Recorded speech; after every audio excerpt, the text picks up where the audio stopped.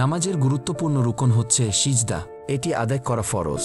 যে কেউ রোগের কারণে স্বাভাবিকভাবে নামাজ পড়তে না পারলে তার জন্য বসে, শুয়ে, ইশারায় যেভাবে সম্ভব নামাজ পড়তে হয়। তবে গর্ভাবস্থায় একজন নারীর শরীরের অবকাঠামো ও অবস্থা পরিবর্তন হয়ে যায়। অনেকের ক্ষেত্রে পেটে চাপ সৃষ্টি হয়, এমনকি কোনো কাজ করার সক্ষমতা থাকে না, ফলে তাদের পক্ষে সুস্থ মানুষের মতো নামাজ আদায় সম্ভব হয় না। বুখারী হাদিস 1050 অনুযায়ী গর্ভাবস্থায় নারীরা অসুস্থ ব্যক্তির মতো নামাজ আদায় করবে, অর্থাৎ শক্তি ও সামর্থ্য অনুযায়ী একাধিক বিকল্পের কোনো একটি গ্রহণ করবে।